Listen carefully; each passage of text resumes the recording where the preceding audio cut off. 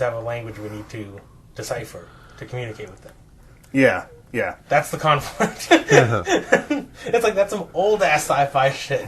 That's like some Rocket Man with a fishbowl on his head sci-fi shit. Yeah, true. It's the kind of shit like an old ass Star Trek episode would be about. Yeah. Like a Darmok, perhaps? Okay. Where is Darmok? Who's he with? Where was Darmok during 9/11? Darmok when the towers fell. Darmok when the towers fell. Great. His eyes black. His face black, his eyes red. Jalot and the steel beams. Jalot and the steel beams. Yes.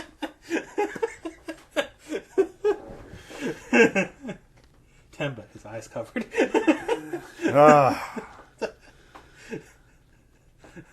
Darmok and the loose change. No. We're not getting into loose change. No. Kibosh. What about loose change? Alright, Andre, I have a YouTube video. I need you to watch it. Okay. You know about loose change? It doesn't ring a bell. Oh, It's one of the first big things. Well, I won't say big things, because he had his radio show that was like local in Texas before that. But it was one of the early things for Alex Jones. It's like a feature length documentary he put out on YouTube. Might have been before YouTube. I don't. Was Alex? Is it Alex Jones? It's Alex Jones. It's absolutely Alex Jones. Okay. But yeah, it's one. But even before you said, I was going to say, is this an Alex Jones thing? But yeah, it's a documentary about the truth behind 9/11. Gotcha. What was the other one that? Oh God, what am I thinking of? That it was had the Zeitgeist thing and. Well, there's a documentary called Zeitgeist. It might have been Zeitgeist. Yeah. I think I'm thinking Zeitgeist. Yeah. 2005. It was around the same period. I don't know if I even saw Loose Change. I think I just saw Zeitgeist and was like, yeah, some of the stuff he says is interesting, but a lot of this is just absolute bullshit. Yeah, Alex Jones was executive producer. Oh. Had a runtime of 61 for the first edition, 82 minutes for the second edition, 89 minutes for the recut, 130 minutes for final cut, 99 minutes for American Coup, 51 minutes for 2015 edition. He had to cut out all the bullshit. 70 minutes for second edition remastered and re-edited. Oh. Okay. Yeah.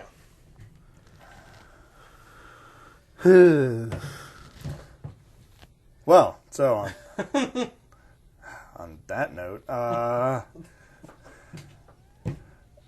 guess we should start this discussion on Baywatch Nights.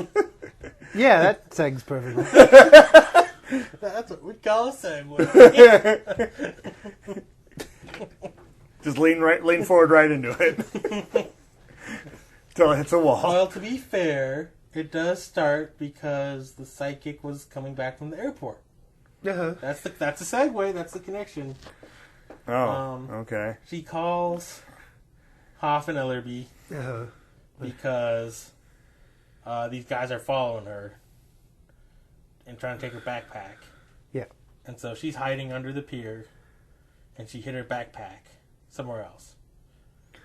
Yeah, so yeah, it's basically, basically starts to open with just excellent shot of cleavage. Yeah. Yeah. Because, as you just said, Psychic Lady's back. Mm-hmm. Mm-hmm. And she is not wearing much. No, it's like, there's like a tiny suggestion of a tube top inside of a mesh thing. Uh-huh. Okay. She's not dressed like a mom. No. Oh, okay. So you're saying something a bikini barista would wear?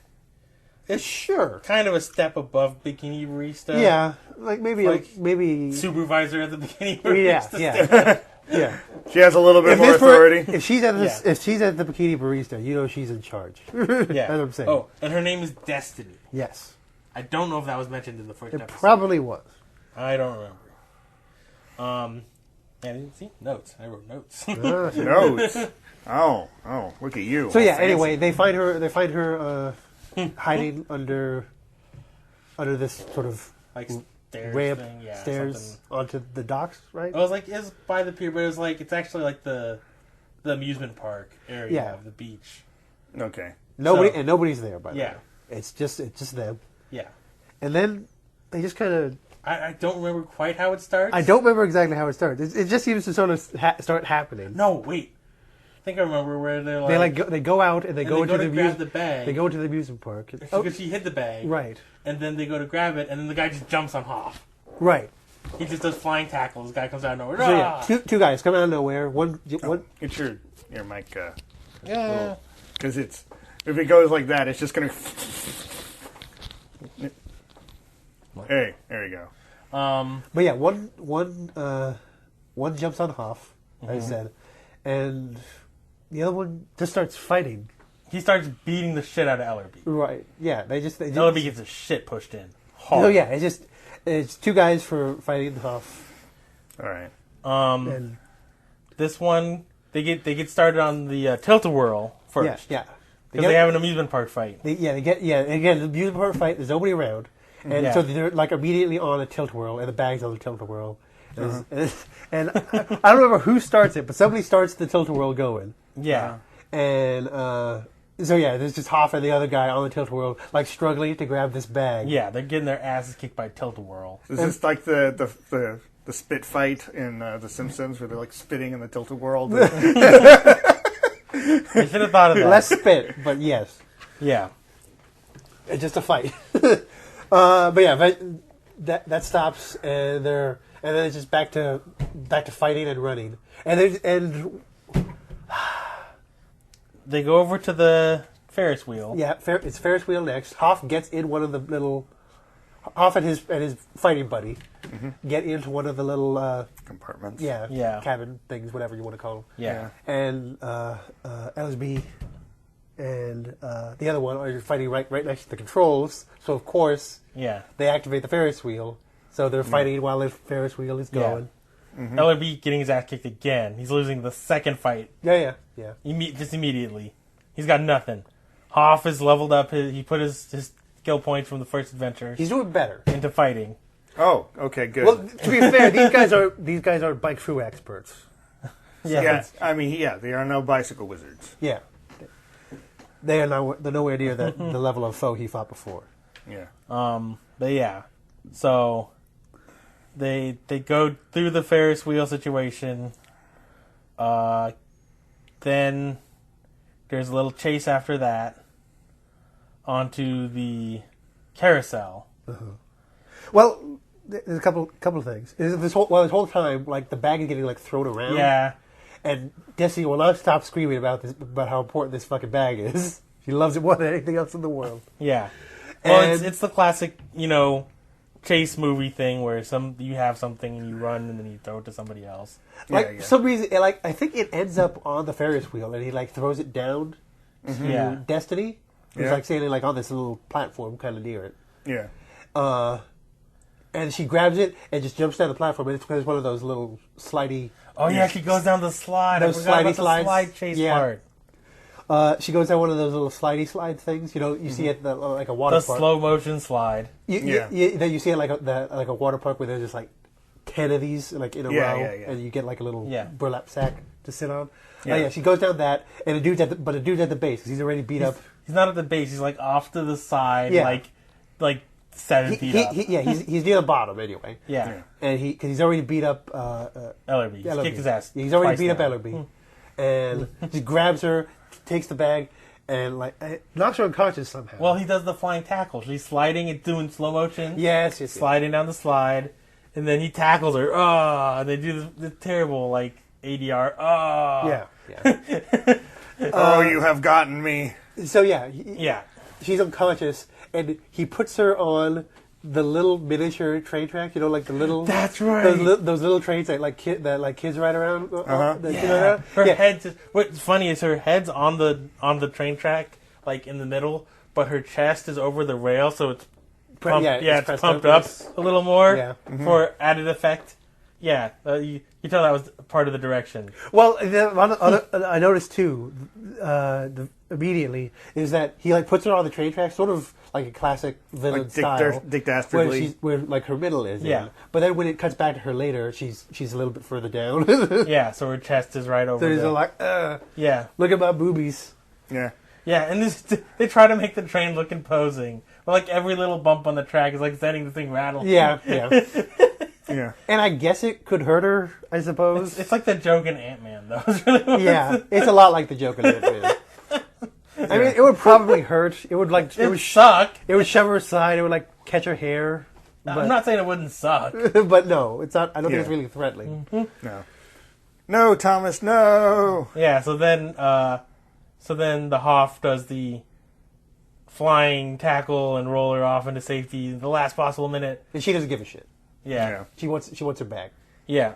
She's unconscious. She gets up and she's like, "Where's my bag? You let him get away." Yeah.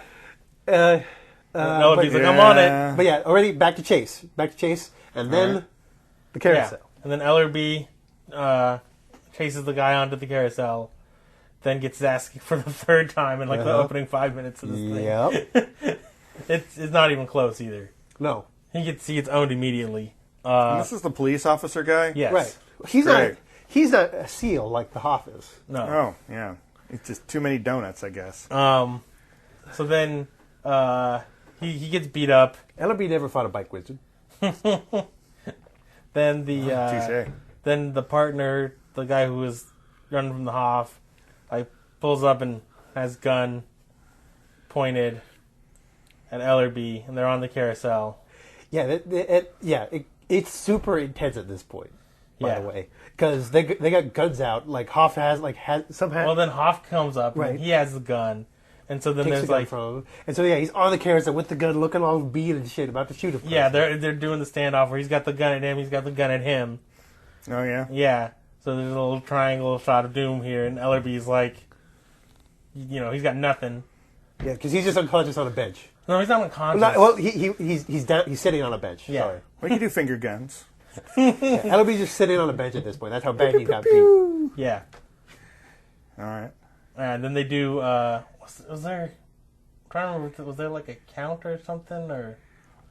I don't know. I don't remember exactly. But the next thing that happens is the other guy comes in because it's Hoff, bad guy number one, and Ellerby in this little Mexican shoot off. Yeah. Mexican standoff situation, and then. The other bad guy number two comes in with Destiny and a gun. Yeah. Oh, okay. Yeah, so there's guns. Destiny and a gun sounds like a title. It really does, but yeah. Is that not the title of this? No, this was Silent Witness. Yes, this was Silent Witness. Oh, yes, that's right. And if you're curious, if any of this has anything to do about a witness or being silent or anything, no. The bag is the silent witness. There was a witness, and she's not big on talking. Yeah, so then you get, then the last, real shot is Hoff, gun pointed at camera, and it's, gunshot to commercial. Mm-hmm. And then it comes back, and everybody's fine. They're just chilling out at the detective agency. Was that what it is? Yes. Yeah, that's how it is. Yeah, it's there's a thing, and then there's gunshot to commercial, and then they're just at the place. Hanging out. Just having Slurpees. And, Ellerby's mad because he got, his shirt tore or some shit. Yes, that's right. That's the thing. So he got beat up 3 times and was worried just about his shirt being torn? Yeah, he's like, I don't know, buy me a new wardrobe. Because Angie Harmon finds a deed. It was under, the refrigerator or some shit. It was probably something and Hoff got shot a little bit. A little, yeah, he got grazed by a bullet. Grazed on the arm. Okay. Yeah. No, he took the flesh wound. He's like, I got shot. I'm a Navy SEAL. I know what a gunshot is. Yeah. So there's and they find a deed that was that the previous owner of the detective agency had, and the deed is like in the name of the detective agency. No. So Angie Harmon's like, oh, so I finally have a place to stay now since I've been. I can't remember where the fuck she said she was staying. I don't remember either. I think she might have said she's just been living like in the offices. I don't know, some shit. Probably that makes sense, but I don't remember. Not important is the thing. Yeah, they're like, oh, this is great, and it's like, she's like, yeah, it doesn't have an address, it just has a lot number, so I'm gonna have to go down to the. Mm-hmm. You have to figure that out. Yeah, go figure that shit out, and they're like, oh, cool. And then Hoff decides to go for a jog. Right. In his full green sweatsuit. Right. He bought matching like hoodie and sweatpants. Yep. And then is it like neon green? No. It's dark forest green. Which is just not beachwear. No. It's the worst thing to wear to the beach. Pretty much. It's like I'm gonna wrap myself in a towel and just. No, yeah. It's terrible beachwear. No. Sand and jogging pants is a bad combination. Yeah. And he's talking like in the sand with shoes on too, I think. I don't remember, but yeah, that sounds right. That's not a good idea either. So anyway, pro lifeguard. I hate sand. It gets everywhere. Shut up. Get in your goddamn mouth. Hoff goes for a jog at the beach, and I think this might be the creepiest part of the episode, is just how he talks about the beach. Because, like, they do the noir... Yeah, the voiceover thing. Yeah, voiceover. And he's like, I remember my first time. I was 4 years old. My dad took me to the beach for the first time. Yeah. They do a whole thing where it's like, I remember my first time, blah, blah, blah. And then he's talking about them going to the beach. Yeah. And he's just, like, staring at, like, chicks. Yeah. Mm-hmm. Being creepy about the beach. Yeah. Totally putting off this creepy uncle vibe because he's...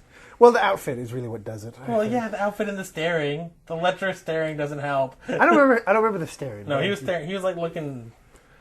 Yeah, I don't know. He was doing the thing where he's like looking at people, and that's like, yeah, it's part of the whole thing. Okay. They show like some bikini shot thing. Well, yeah, I didn't remember him staring. I definitely remember the him going around and be like, oh, he looks at a lady, but I don't. Looks at lady. Yeah. Ladies looked. There's ladies all over. Yeah, so he goes for his beach jog, and then they cut to somebody who's like A hitchhiker. Yeah, she's a hitchhiker, but she's got like this like it's like an old person's understanding of what somebody who's into grunge would wear. She's got like boots and like these weird they're not fishnets. Yeah, something like stockings type things. Yeah, they're like lacy but fishnetty. And shorts. There's some term that somebody knows that I don't. Yeah. Oh, I'm sure there are. And she's got a blue flannel shirt on. And she's got short hair. She kind of looks like the Hot Topic Kieran Reese. Yeah. That yeah. Okay.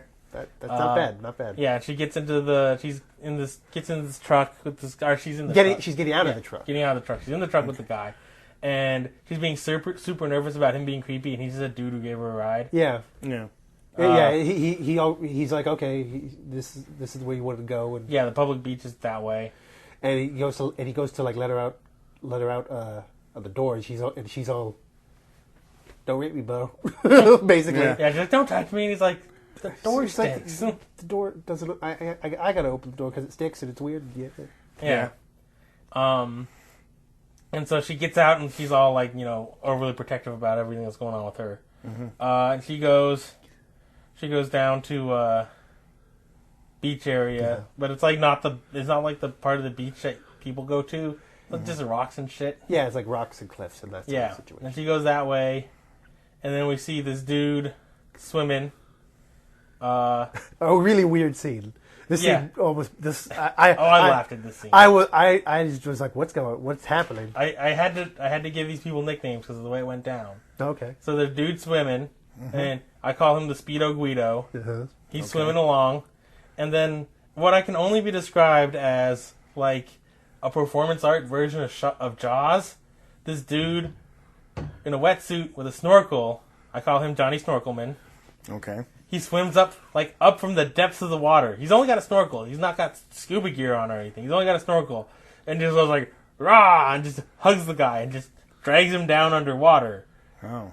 And he holds him down there, and the guy's like struggling. Yeah, they're wrestling and stuff. Yeah, and then the guy comes up for air. Uh-huh. The Guido Speedo comes up for air, but Johnny Snorkelman gets to stay down. Mm-hmm. Because he has a snorkel. He can breathe. Well, he only has a snorkel. He's only wearing a snorkel. No, he's only got a snorkel. I told you he has a wetsuit on. Yeah. Oh, no. Okay. I mentioned the wetsuit. You just took that off in your imagination. I just heard he only has a snorkel. He has a snorkel and he's holding a wetsuit in his other hand. He uses it to wrap around the guy with the Speedo. This is exactly how those dreams went for you, Marty. No, wetsuit guy, Yes. Johnny Snorkelman, as he has been dubbed. Okay. All right. Because I didn't give him a name, but yeah, that's way better. So Johnny Snorkelman, yeah, they just wrestle him. He just wrestles him on. Yeah, he just drags him down. That's his only move. And the guy gets free a couple times, gets up for a breath of air, but eventually he gets dragged down and can't get free again. Yeah, and drowns. And Johnny Snorkelman can breathe underwater while wrestling for 5 minutes straight. He's golden. Well, he's obviously some sort of champion breath holder. Well, he has a magic snorkel that allows him to breathe underwater. Or either James Bond rebreather bullshit. either that or that extra foot gave him all he needed. I was looking to see if the snorkel popped up. Yeah, it's not good. No. Never did. He never got close to the surface. He was always dragging. No, him back. they were down there. Yeah, the guy would get free and he'd be down by the waist and pull him back down again. It's just that I tell you, it's just that extra foot. It's just the difference between here and here. Is that gave him enough breathing room for him to stay down that much. It was longer. the golden foot. Yeah. Or do you think when they went down, one of those bubbles came up like Sonic the Hedgehog? And since he was lower, he just grabbed it first. Yeah, he just turned his head snorkel right. Just pierced it like a little pin. Yeah. I drink your milkshake. And this is the part where it becomes there will be blood. But only the last part of it. So yeah, Speedo Guido dead. Yep. He's dead and gone. All right. Johnny Snorkelman comes out from the depths wearing his wetsuit that he very, very much wears, Marty. In spite of your fantasies. Yes. And he sees the runaway girl. Yeah. And because she's seen everything. She's seen all this go down. Yeah. Yep. Because at first she's just staring. He's like, oh, he got attacked by some shark or some harbor seal or some shit. Yeah. And no, it was Johnny Snorkelman all along. Legendary drowner, Johnny Snorkelman. And so he starts chasing her. Yeah. He sees her up on the rocks. Yeah, she starts scrambling up the rocks. She slips because she's a white girl running away in a dangerous situation. Yep. Also wearing boots, which is not good for this terrain. Well, not those boots. Not those boots. Hiking boots, yes. Stripper boots, no. So, yeah, she's trying to get away. He does the I grab your boot move. Mm-hmm. That happens in every situation like this. Right. Yeah. But she gets away. Yeah, she gets away. And he's screaming after her. That's using her Bergeron wiles. Yeah. And he's screaming after her, I'll kill you if you tell anybody. Yeah, if you say anything, you're dead. Kill your family, blah, blah, blah. Yeah. And then we cut back to the beach. Hoff's jogging. And then the hitchhiker stumbles out from the rocks that are just over that way, and she's bleeding. Yeah, she got a cut on her head. And the voiceover for him is all as a lifeguard, you're trained to see people who are in trouble. Yeah, just stumbling out. She's got her stockings are torn at the knee, and she's bleeding. Yep. And stumbling. I guess. There were some subtle clues. On a scale of 1 to 10, her situation is fucked up. In Hoff's defense, nobody else notices. That's true. This beach is full of people, and he's the only one who sees. Well, it's the diffusion of responsibility, right? So if there's nobody else even looks. They look when he runs over and says, "It's okay, I'm a lifeguard." Yeah. As this weird guy in a jockeying suit starts grabbing this young girl who's in trouble. And then everybody gathers around. Yeah. And then... Just then. Yeah. Another lifeguard on duty shows up. One of the regulars from regular Baywatch. Was her name Sandy? I think her name was actually Sandy. As silly as it is. I don't know. I don't like sand. Shut up. So she goes and so they get her with sticking bandage and stuff because she gets like a first aid kit. Yeah, clean out the wound. Yeah, that stuff. And then they show Johnny Snorkelman is in the crowd now, looking 100% like a guy who murders people.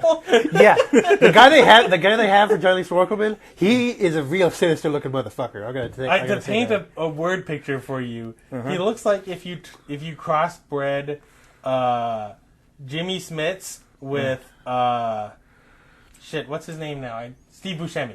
Oh. It looks like if you cross Steve Buscemi and Jimmy Smits.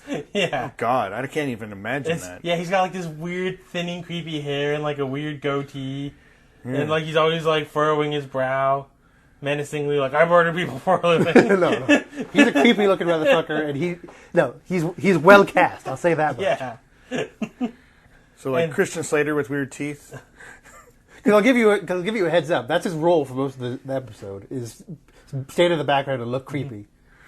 Oh, I see. So, yeah, and so Hot Topic Kira sees this, and then they're, like, distracted for a minute to do something, and she gets up and just fucking hauls ass away. They're like, oh, she got away. So what you're saying is this episode's going to be titled Hot Topic Kira versus Johnny Snorkelman. So, then they cut... I can't remember what the next... Because, again, these are my notes, so they're not good notes. Because the next thing I have is the name of the record company that the guy who drowned owned. Because I like the name of it. What was that name? I didn't know. It was Laser Records. So my next note just says Laser Records with an exclamation point. That's like an Andre note. Yeah, that is. Well, we're the same person. It's true. That is exactly what I would write down if I wrote it down. It basically is as if I hijacked your notes. Well, like I said, we're the same person. That's why we got the same fucking dice tower. Not even trying.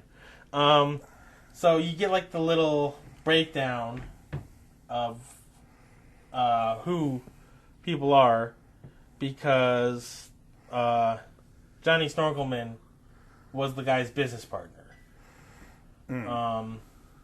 Again, I can't remember how this information actually gets.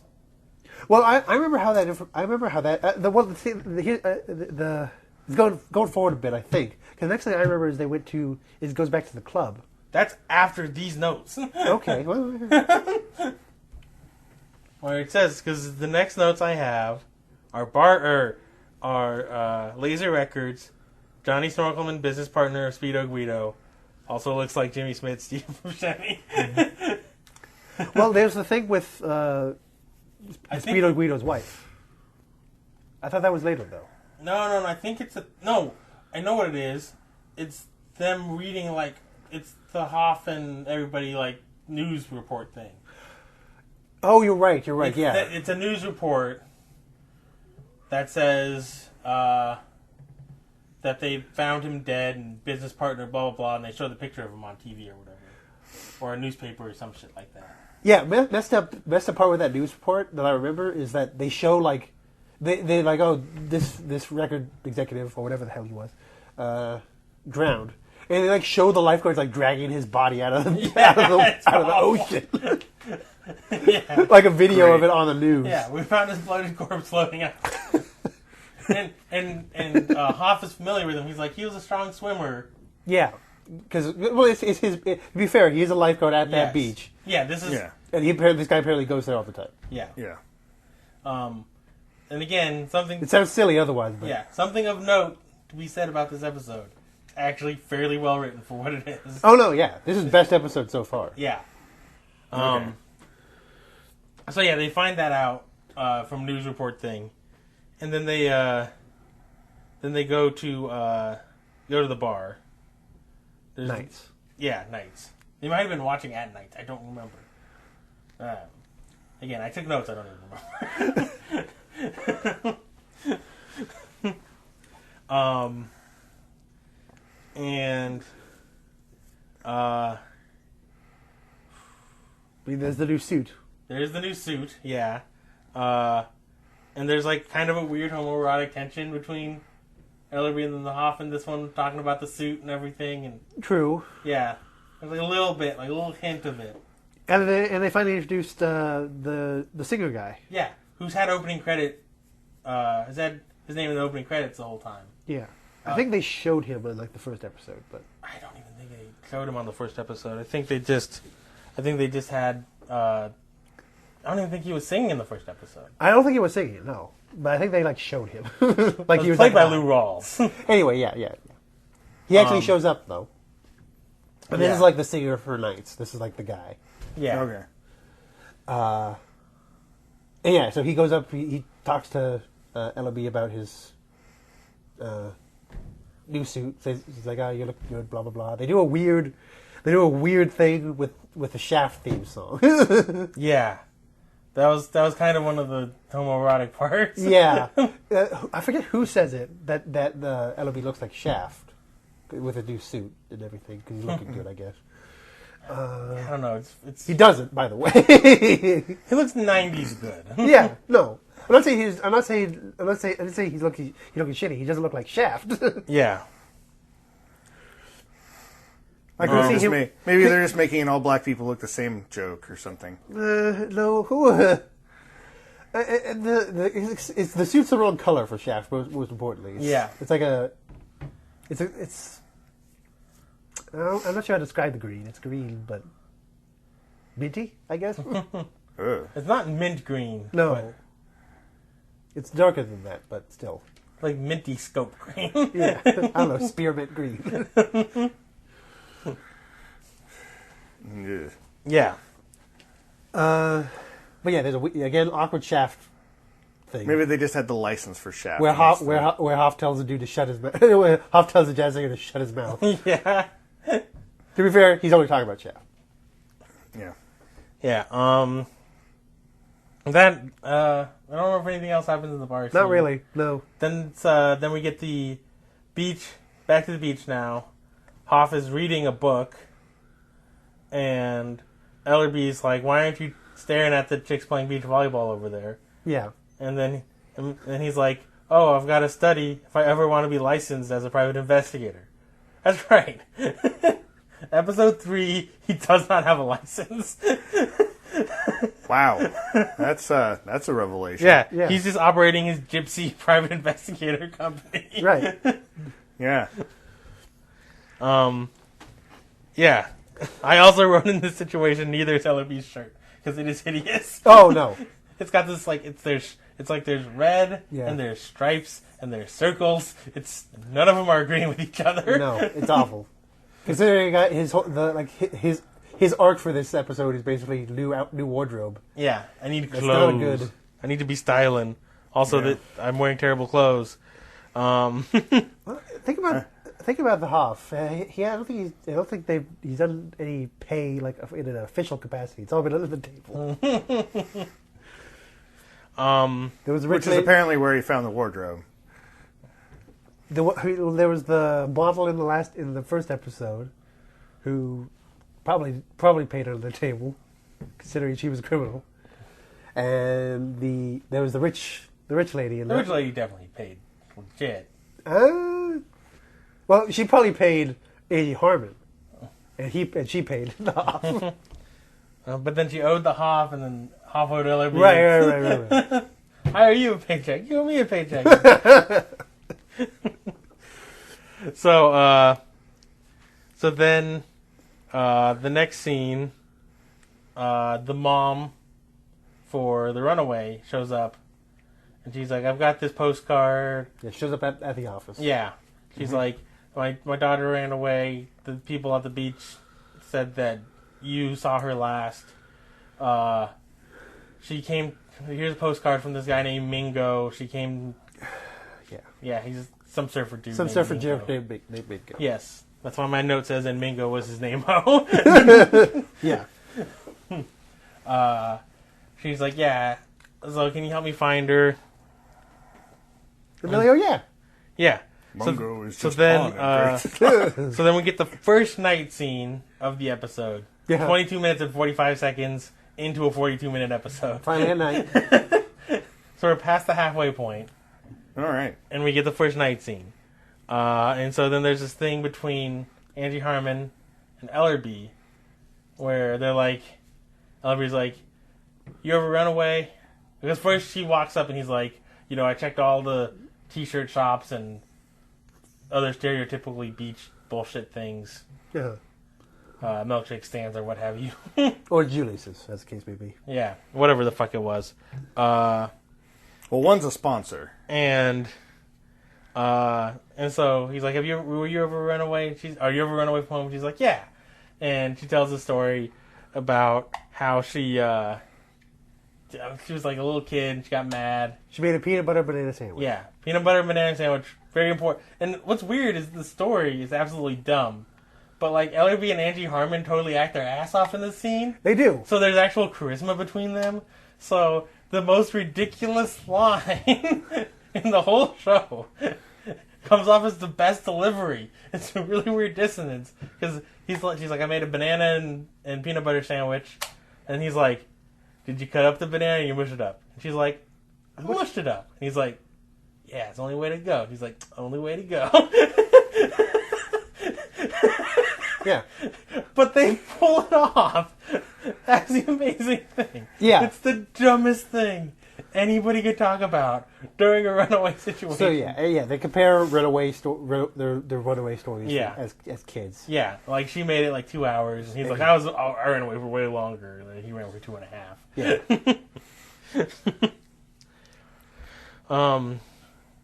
Yeah, but so nighttime, nothing came up other than that you have to mush bananas. It's the only way to go. I mean, you need the technique. Yeah. So, and then next scene is the trail is they go to where the lot is for the deed. Yeah, she's found out where the deed for that mysterious lot. Oh, is. okay. Yeah, it's a trailer park. Yeah, well, like you don't see that immediately because it's like up on kind of like a cliff kind of situation. Mm-hmm.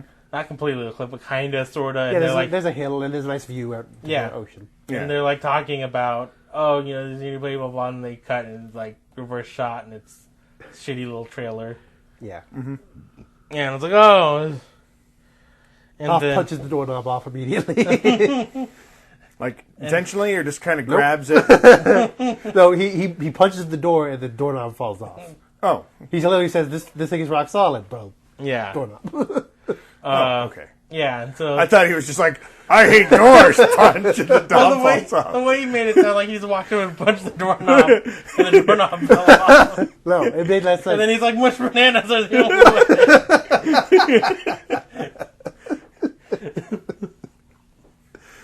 way. So, So they kind of talk briefly about the trailer situation, and I was like, I gotta go to a party for the record guy. Like, a party? He's dead. He's like, it's not his party. It's a party for him. He's like, it was in his will that they'd throw a party for him when he died. She's like, and then he's like, and he's getting into his Acura. He's like, promise me you'll throw me a party when I'm dead. And she's like, I'll hold it at my new estate. And he's like, perfect. So it's like, Hoff wants a trailer park funeral party. Yep. That's exactly what he has in mind. He wouldn't have it any other way. Viking trailer park funeral party, where you actually just throw him in a car and then kick him off the cliff. You kick the trailer into the ocean. Well, actually, he says he's going to go to Nights to find out things before he goes to the party. Yeah. But yeah, and then next is there's a montage, right? Yeah, it is the montage, detective work musical montage / Dollar Store Rocky IV sequence. Yeah. Again, that's what I would have written down as well. Yeah, he shows up and he's just talking to people but you don't actually see what he's saying. He just goes up and he's talking to people while like some shitty blues music, which is the only music they play. Yeah. It is one thing they have license for, apparently. Yeah. Well, it's like that and Shaft, apparently. I mean. Well, they didn't play Shaft. They just recited the lyrics of Shaft. Uh-huh. Yeah. I don't think that counts as a cover performance. Yeah. No, not a cover performance, but I'm guessing the network owns Shaft or whatever. Perhaps. So. I think it was in syndication. Yeah, probably. I don't know. Anyway, yeah, so he's like talking to people. Nothing important happens other than they play some music. Yeah. And then he gets in his Acura, and then they do their worst like remake of the No Easy Way Out sequence from Rocky IV. Uh-huh. Whereas, like, he turns on the car, and they're, like, showing shots of the car and him, and he's driving. Yeah. But it's, like, way worse music. Well, he's also not thinking about a friend dying. He's just going to talk to people. Well, no. At this point, he's going to the party for the friend that died. I think he might be thinking about a friend who died. But they don't show it. They don't show memories of him and that dude running on the beach and hugging. They should have. They should have. In his Speedo. Yeah. Speedo or not. And then Snorkelman drags him under. Well, yeah, there'd definitely be shots of Snorkelman, like in the shadow within like the light bulb flash. Just like Drago. I want this right there. That episode becomes a 10 with this sequence. It's true. If they went 100% on their like a bluesy rendition of No Easy Way Out. Yeah. If they went 100% on that, yeah, that's true. That would have been incredible. Yeah, that's the way to go with this.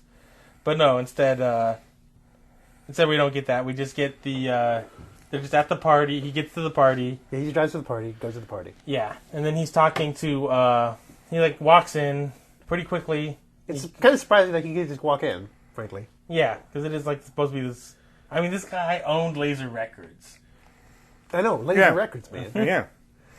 Not laser discs. Not vinyl records. Laser records. But yeah, it's surprising that Hawk can just kind of walk in on this party. Yeah, he pulls up, walks right in. He knows the guy, but I don't think they're like best buds. Well, he explains it when he's talking to the wife, because he immediately goes up to the wife. He's like, I know this is a terrible time. I have bad timing, but I don't care. I need to ask you some questions. But when he introduces himself, he's like, I lifeguard at the beach. I didn't know him very well, but I saw him at the beach a lot, and we talked for a few minutes most of the time. So he immediately lays out that he didn't know this guy that well. But he's cool walking into this party and asking questions like an asshole. Yeah. Just any schmo off the street, apparently. Yeah.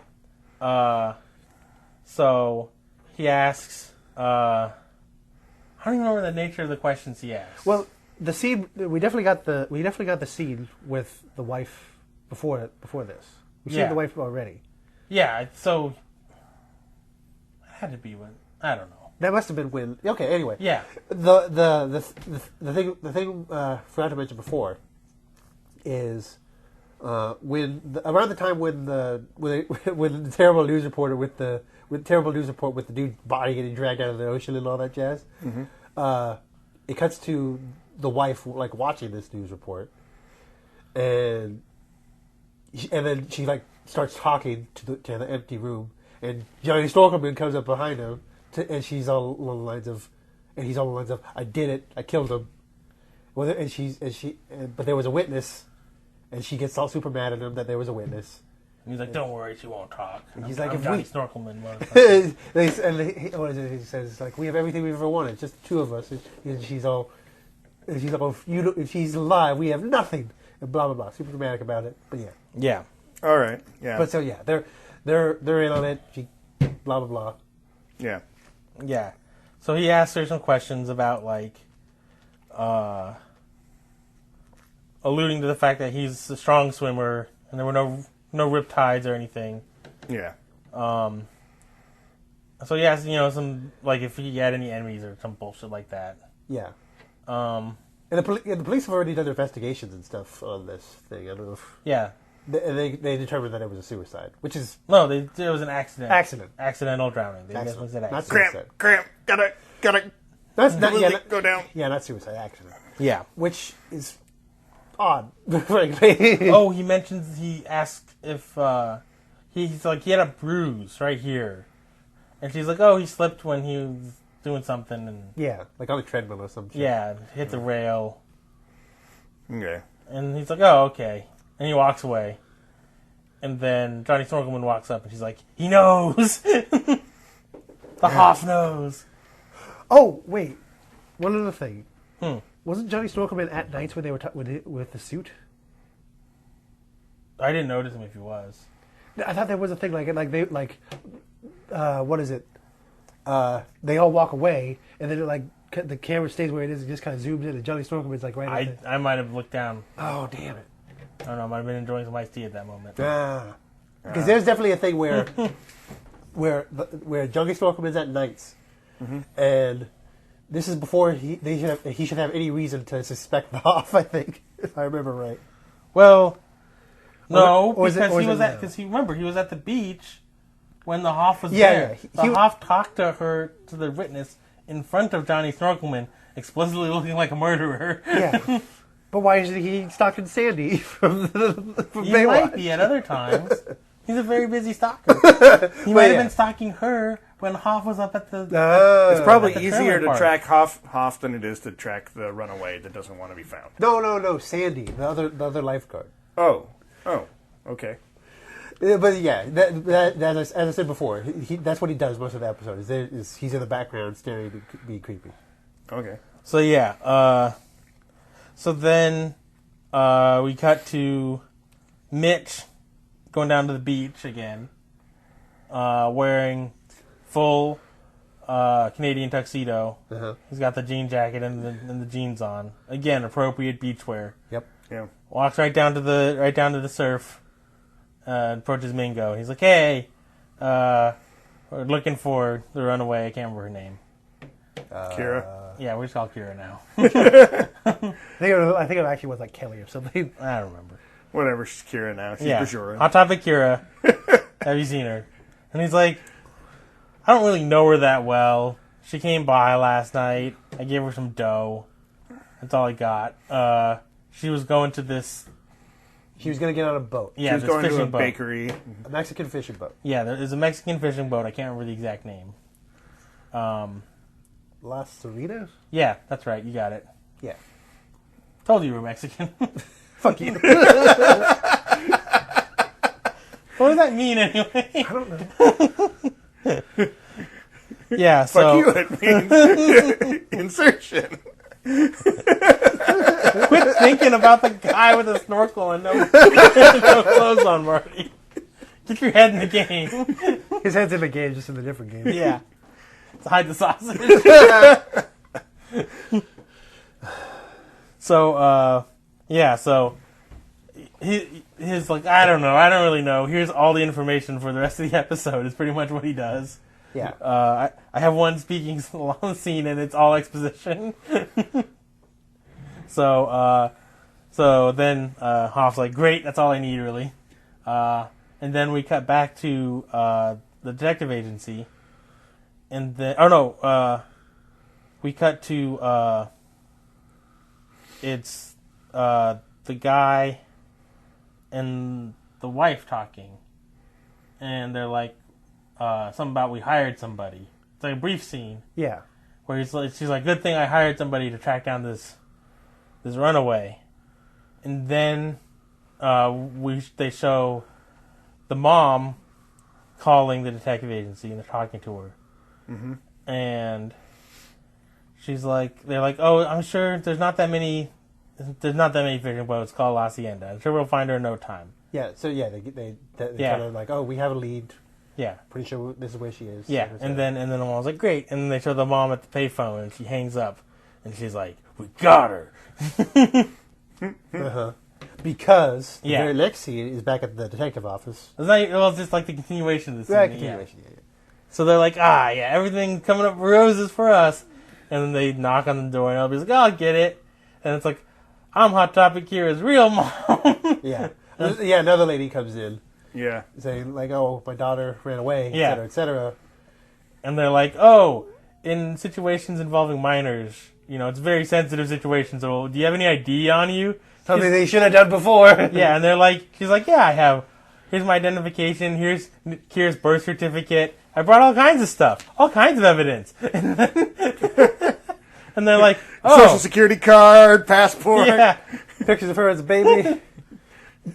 Progressive pictures of her as she grew. Yeah. Just pulls a string out, centerfold. So they're like, oh, awesome. Yeah, that is the best part about it too. Is that she comes in and she's like, did some? And after they realize what's going on, and that the first lady who came in was an imposter.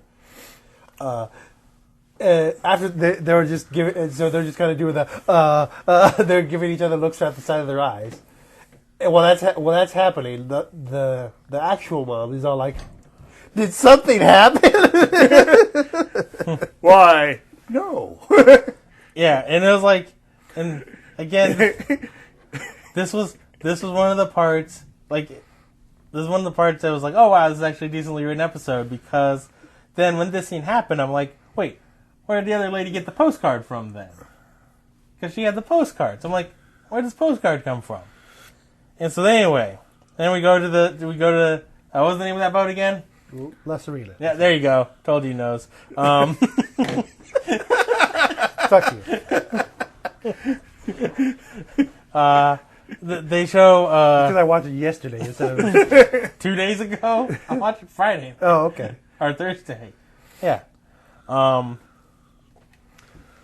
then they show like Hot Topic here, like sitting down in the back of a fishing boat. Yep, chilling on the boat. Yep. Then Hoff shows up, and he's like asking about her to the fisherman guys. Yeah, shows a picture. Yeah, and they're like, I don't know her. And then he like turns to somebody else, and since he's Mexican, he's like, vámonos, vámonos. And then Mitch is like, all right, let's go. And then he jumps on the boat, and he's like, what are you doing? Yeah, it's actually pretty funny. Yeah, it's a pretty clever little thing that he does. He's like, you said vámonos, so let's go. Yeah. And then like they're all like get the fuck off the boat. What are you doing, man? What the fuck, gringo? No. And then No! and then Hot Topic Kira pulls up. Yeah, she gets up and yeah, she's like, hey, wait, no. He's okay. Yeah, he's cool. He's just trying to help me.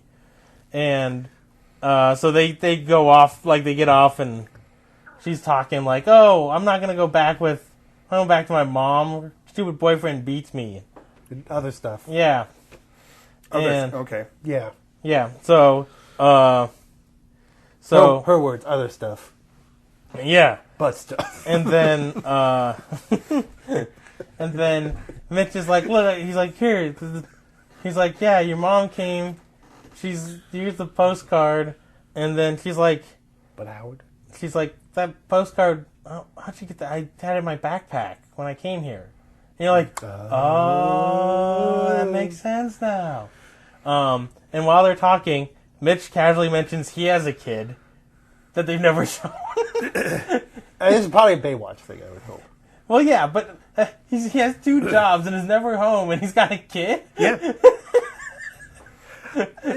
Knowing Baywatch, he probably like has an adult child who has like their own life that he had no idea about. I don't know, but yeah. That's my guess. I mean, at his age, he might have a 20-year-old child. So, I mean, yeah, but I think in the show he's not supposed to be that old. It's one of those. Anyway, I don't. Yeah, he casually. I'm not sure how old he's supposed to be in the show. Yeah, and then a car pulls up with the fake mom and other dude. Was the other dude? Was it creepy dude? I'm pretty sure. Yeah, I think it was. Yeah. I don't know why I forgot for a second. But yeah, they pull up, and he's like, Kira, run! And she fucking hauls she's ass. all, that's not my mom. And Yeah, or he's like, your mom. He's like, that's not my mom. He's like, oh shit, Kira, run! She fucking hauls ass. He runs up, like, and the fake mom, chases after Kira, and he runs up. The guy's got the gun between the door and the windshield, classic, like, cop cover maneuver. yeah. And he runs up and he kicks the door, and the guy goes, and holds the gun straight up, and then he just fucking runs away without taking the gun. All right. And there's a weird scene of them all running in one direction. Yeah, they're all running. It's like, Kira runs. Yeah. Fake mom runs. Hoff runs. Yeah. Yakety sax, background. And I was like, take the gun. What are you doing? He's like, I'll just leave you with that deadly weapon while I kick the door and then run away. So yeah, so they're running. They all like run together the mom does like a little pause, and, like takes shots, like pew pew, and then like then there's some more running, I'm guessing this is all during the day, right? Yeah. Oh yeah. Of course. This is Baywatch Nights, man. What are you talking? Yeah, we've explicitly established Baywatch Nights, Detective Agency Day. So then they run. There's like a building. Hoff goes up the stairs. There's like more gunshots. They do the same shot of the fake mom. They reuse the gunshot scene that happened like a minute ago. She comes around the same barrel, so pew pew pew again. I don't remember how the mom actually got. How she's dealt with? Yeah, I remember. Okay. Okay, yeah, because like I forget what happens to the snorkel guy though. Oh, I know what happens to Snorkel Guy. Because he definitely goes down first. No, he doesn't. He doesn't? No, I thought he did. he follows Hoff up the building. Okay. Well, anyway, at this point, Well, you all have the pieces to the puzzle. Yeah. apparently, at this point, what is it? Andy Harmon and Ellsby show up, and with the real mom in the car, and fake mom is there. Right now I remember what happens. And they drive over the car, and they see her there. It looks like they're about to run over, but it's Andy Harmon says, drive me close to her. And so they drive up right next to her, and she's at the door, and she just pops out the door while they're moving. And just gives her the door prize. Yeah, gives her the door. just smashes her in the back. I even wrote down Andrew Harmon door prize. Just smashes it. I quit reading the notes like 10 minutes ago. Oh, that's your problem. Just smashes her in the back with the door while the car is moving. Yeah. And so just takes her out of the fight. Yeah, and then the Hoff goes up this ladder onto the roof of this building, and the Snorkelman is chasing him and shoots a couple times. Hoff has to do I'm climbing. Oh shit! Almost got me in the hand. Climbs up the building, and then the guy's like, "Oh shit, I gotta go up there too." And so then he climbs up the building. This is the same thing that happened to me in the door. Yeah. So then he climbs up the building. See, I didn't. I remember exactly how he died. I didn't remember what he didn't died. Sorry, I'm sorry. Hoff kills him. He murders this man in cold blood. You spoiled. Because there's the part where the guy climbs up afterwards. I was like, oh, this guy's never played Metal Gear Online. You never follow a guy up a ladder. No. Yeah. He does it. He follows him up the ladder, and then Hoff ambushes him. There's a little bit of a fight, and they're kind of close to the rail. And then Hoff hip tosses him over the side of the building, and I'm like, holy shit! Did Hoff just jump off the building? And they show him plummeting head first. I'm like, holy shit! He's totally gonna die here. And then he hits the water. I'm like, oh! Yeah. I thought for sure he was just gonna fucking Super Dave Osborne onto the concrete. I 100% thought that was gonna happen. The thing I remember about the scene, which I couldn't. But he threw the Snorkelman into his natural environment without his snorkel. Yeah, no! No, now he's powerless. He's like a wizard without a spell book. Yeah. He had some in bicycles and water. Marty's disappointment. He has pants on too. I know. He's fully clothed, Marty. He's lost all of his power. But no, the thing I remembered about that scene was, I couldn't remember the parts connecting it, was Hoff, when Hoff just chucks him off the side. He just chucks him off the side and just walks away. Well, he does a look. Does he? He looks at him, but he looks. It's like, okay, I got him, and then he walks away. Which 100% made me think he threw him off of the side facing the cement. You're like, okay, he's falling face first for 20 feet. He didn't aim for the bushes or anything. No. But anyway, yeah. Bad guys beaten. Problem solved. Yeah, they don't actually show them getting arrested or anything. Yeah, they all shove the fake mom against the car and be like, you're going to jail. Yeah. Real mom and ran away, have a nice hug. Yeah. Was there... Oh, and the weird thing that I mentioned before, at the end of the episode, when Ellsby gets out of the car, the cuff, his suit rips a little bit. Yeah, he's like, this is a fuck you to him. Yeah, really? Fuck me. I only care about clothes. Yeah. saving people's lives, whatever. Yeah, if I wanted to save people's lives, I would have been a lifeguard. Or a police officer.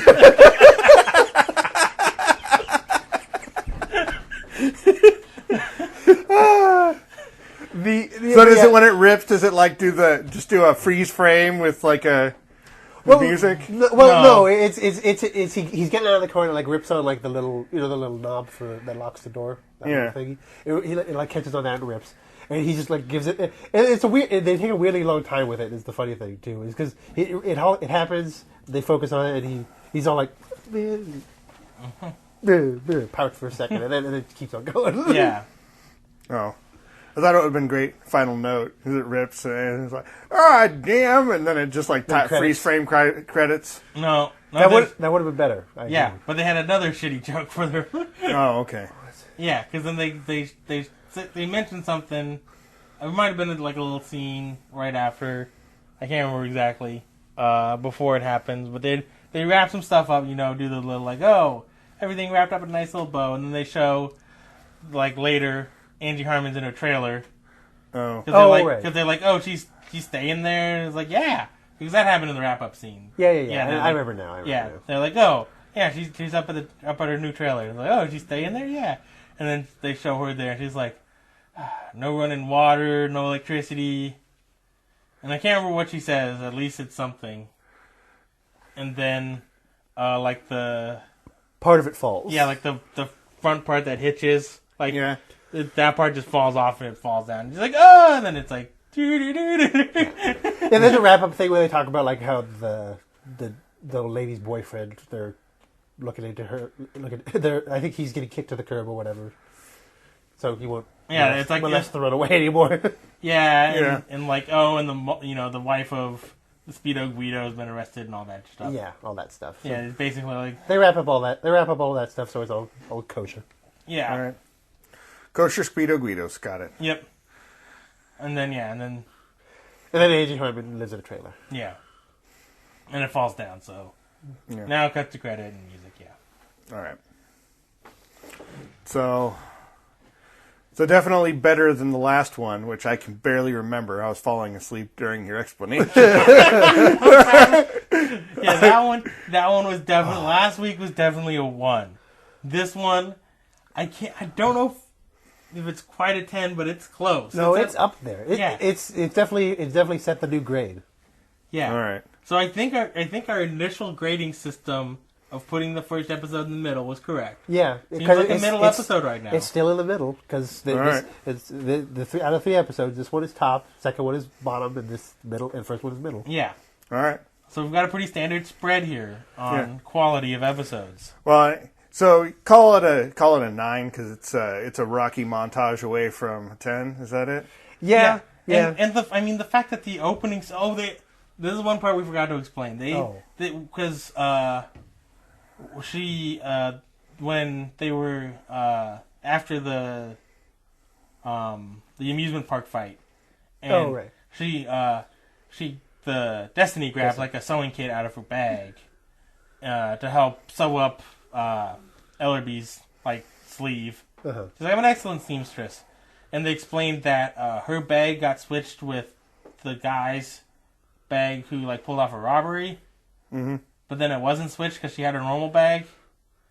But they explained that. But that scene had nothing to do with the rest of the show. It was a really fun scene to watch. No, it was an excellent scene. Yeah. It just was completely superfluous. It was so absurd how many rides they could incorporate into losing fights. They all lost fights to amusement rides and also people. Yeah. Let's do the fight on the teacup. Let's do the fight on the Ferris wheels. Let's do the fight on the carousel. Yeah, that scene was really fun, but it didn't matter for the rest of the episode. No, it was pointless. It was just a fun scene. Yeah, and that was like a good quarter of the episode. That was like 10 minutes between the setup, the actual happening, and then it ending and then wrapping it up. So you throw away a quarter of the episode right now with no rhyme or reason to the rest of the episode. So it loses some points there too. But overall, it's still... Yeah, the only thing it sets up is the... it would be like clothes. That's all it does. Yeah. That's the only thing that has any relevance to the rest of the episode. Yeah, I mean, the You could replace that entire scene with like him like walking through a doorway wrong. Or even just somebody making fun of him on the street, basically. Like, this look at this asshole in his cheap suit. Oh no, he's just got to tear it. He's just got to tear it once. Is all that really has to happen. Yeah. And then Destiny's not even in the rest of the episode. No. It's almost like it was the beginning to a different episode, and then they changed episodes midstream. Could have. I mean, because does it always ever go back to the bag? No. Like we said. There's literally the last reference is her pulling her sewing kit out of her bag. Uh-huh. Okay. And Mitch is like, yeah, her bag got switched with these guys who robbed a place at the airport. The bags got switched. Oh.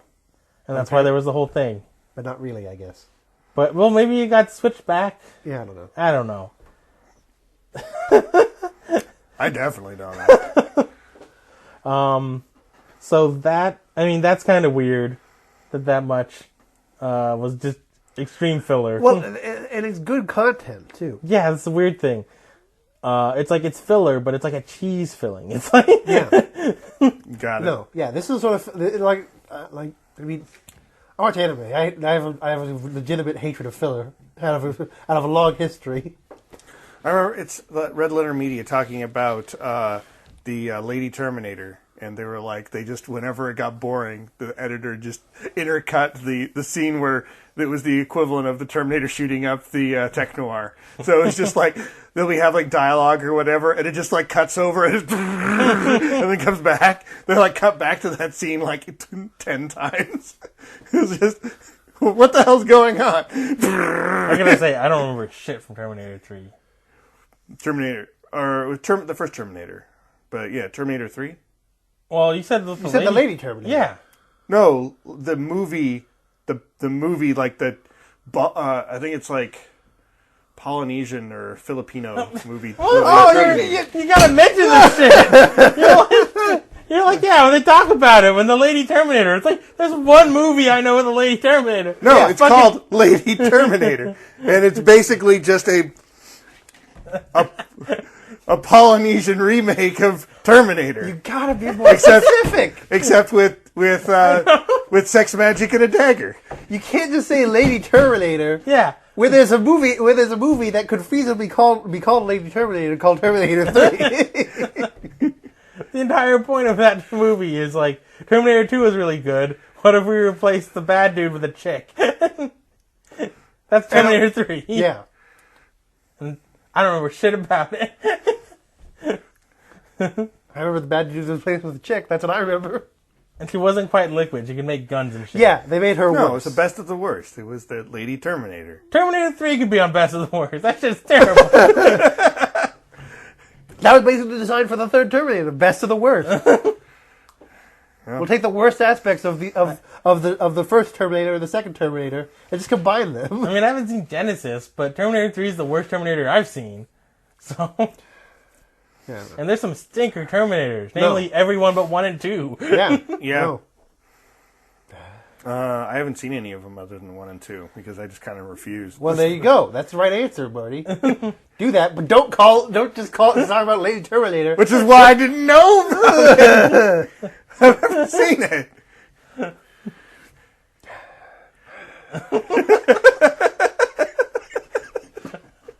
I'm just saying, you mentioned Lady Terminator, and the two people on this side of the table both thought you were talking about Terminator 3.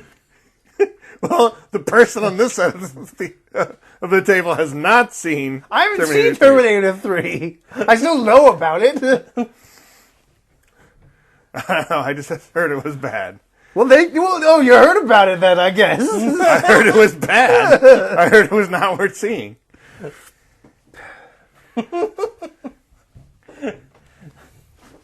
I start talking about the murder doll, right, you're going to think about Chucky, not some fucking Polynesian movie called The Murder Doll. It probably is a Polynesian movie. I know. That's what I'm saying. You're like, oh, I remember Child's Play. You're like, what do you mean, what's Child's Play? I've never seen Child's Play. Or no, it'd be like The Murder Doll's wife. They're like, oh yeah, Bride of Chucky. You're like, what's Bride of Chucky? I never saw that. Is that about Chucky getting married? I can't tell from the name Pride of Jones. Well, if I had said Russian Terminator, would you? I mean, because that's a movie too. That would have helped, actually. Yeah, that would have. Because that's a different one. I don't think there's been a Terminator cast who was actually Russian. No, there hasn't. Because that one, but that one's called Russian Terminator. Has nothing to do with Terminator. Well, yeah, I know. You say Russian It's Terminator, Swedish. and I would assume it's some sort of Well, Russian. so is Dolph Lundgren, and he played a Russian in Rocky IV.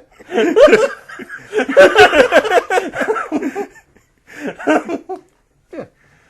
By the way, the Russian equivalent of Avengers, I can't remember what the name is on Amazon Prime Video. Oh, really? Yeah, I'm gonna watch that shit sometime. Is that the one with the bear? Yes, the Yeah. bear with the minigun and like the sickle man. Yeah, all that shit. The very one that Earth Ranger is based on. All right. All that shit's on Amazon Prime Video. I'm gonna watch that shit. You should. I'm gonna be like, our president's a Russian puppet, so I gotta brush up on the fucking on the culture now. So 9 out of 10. This episode. I get. Also, yeah, I'll go with that. Sure. all right. So Again, we grade on a grave. We We grade on the grade on a grave. We grade on a curve. like the top of a tombstone. Obviously, what you were talking. Yeah, clearly. We grade on a curve, and so that is subject to change as always. Yeah. yeah. Okay. So what's the title of the next one? If We'll guess synopsis game. Yeah, we'll be wrong about it because no one's ever been right. I was pretty right on the first guess with Bad Blades. This last one, I was definitely wrong. Only right on the witness part, which is kind of hard to be wrong about. All right. Oh, well, I mean, this one's pretty hard to fuck up. It's Deadly Vision. Well, I mean, I know what I want it to be. It's not that though. you want it to be Vision from the Avengers punching people to death. Well, I think he No, wants I Mitch wanted to have to- laser eyes. Exactly. Mitch having laser eyes is exactly what I want it to be. I see. Well, hopefully this is Destiny focused. Yeah, that's what I'm thinking. Still my favorite character. Yeah. Especially since she was in a tube top. It didn't hurt. Oh, right. That's the other thing. I remember now. Ryan is Angie Harmon's name. What? Yeah, because this mentions Ryan, and it says Destiny has a vision of Ryan being the next victim of a serial killer that Mitch and Garner are looking for. Oh. Ryan is Angie Harmon's name. Got it. Angie Yeah. Harmon. Yep, exactly. All right. So Angie Harmon's character. Yeah.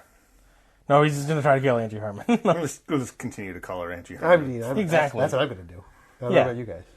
It's like I'm going to call Garner Ellerby, because it's a funner name to say than Garner. Yeah, true. And I go back and forth between Mitch and the Hoff. Oh, yeah. Yeah. That is I refuse to call him Mitch. Didn't you? Well, you were the one who said Mitch is a Navy SEAL. Yeah. And you called him behind Mitch in that situation. Well, yeah, because Mitch is a Navy SEAL. Hoff is a Navy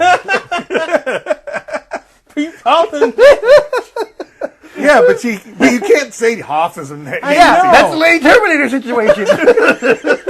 I know, but you can't say you refuse to call him. You'll call him the Hoff unless it's grammatically necessary to Yeah, call yeah, him yeah. Mitch. But you don't refuse to call him Mitch. That's where I'm going to be a pedant. I place grammatical correctness So you're above going to be a pedant? So what we're going to do is we're gonna do a review where we watch Terminator 3, he watches Lady Terminator.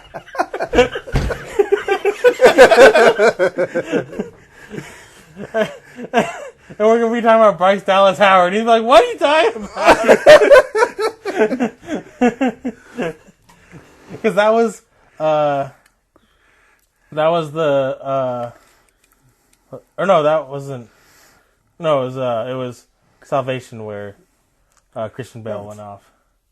No, I mean, Lady But, yeah. Terminator is basically the same movie as Terminator if instead of punching through Bill Paxton's chest, he raped or just raped him and then magically killed him and then stole his clothes. That still sounds like Terminator 3. Again, I don't remember anything about Terminator 3. I don't know anything about Terminator 3, but I'm assuming that's what happened to Terminator 3.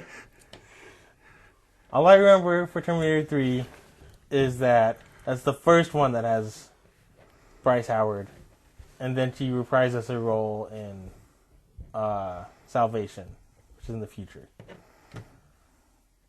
That's all I know. I think I know. I might be wrong about that. You can say whatever you want about it. I have no idea. So the Terminator is played by a series of bears. Who happen to be women. Lady bears. Yep. Russian nesting bears. The most dangerous of all Terminators. That would be a better Terminator than what we got.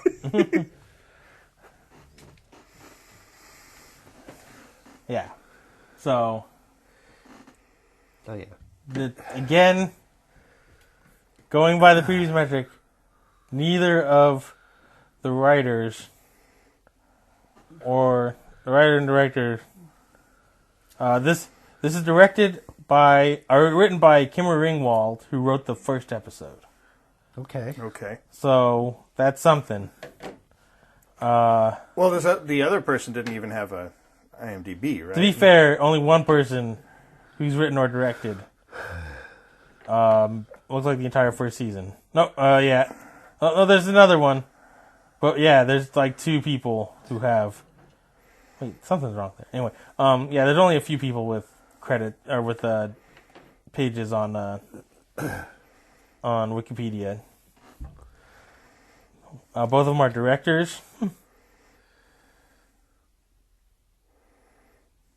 And this one's written by the same one who wrote the first episode. So, I mean, that means something. It's not the second episode writer. Yeah. And just kind of scrolling through, this is one of the mainstay writers. This person wrote like 5 episodes of the first season. Of what, 13? There's 22. Blah. Oh, God. What did I get myself into? This is American sees his asshole. Yeah, this is television shows in the 90s, where a season was roughly half a year for most. It's like what? Star Trek was like 26. Uh-huh. Yeah. That's right. American TV, where you have shows that just go for half a year, and then there's a half a year of absolutely nothing on TV. It's like maybe reruns. 6 episodes. There were 6 episodes of the first season. So we got to keep an eye out for the Kimmer episodes, and this is a Kimmer Ringwald. Well, this one was pretty good, though. This one was by Michael Burke. This last one. I don't know if he has any more episodes. I don't see any more episodes. That's unfortunate. It is unfortunate. He was too good. Maybe he was fortunate, and they saw it and went, oh, "This is too quality." There's like, we haven't gotten to. You're overqualified for this show. Sure. There's 2 more people who really pull a lot of water on these episodes, and we haven't gotten to an episode by either one of them yet. I see. So yeah, we gotta keep track of that, so we know but a Kimmer episode, I'm okay with another Kimmer Ringwald episode. Yeah. The first episode was fine. Yeah. And it looks like there's no other episodes written by the guy who wrote that second episode. Which is also good. Yeah. That's definitely good. Because I forgot most of it already. There's a lot of roast, lady. I can't remember any of it other than it involved rollerblades, because it was bad blades, and that's all I remember. Well, there was the brother from Wonder Years and Jay Peterman from Seinfeld. Yeah. An angry Swede. Mm-hmm. Oh, yeah, that's right. Yeah. We just fucking hated the kid. Yeah. Hated him so fucking much. Yeah. Yeah. Yeah. Yep. Mm-hmm. Yep. I guess that's it. Lady Terminator. Lady Terminators. All right.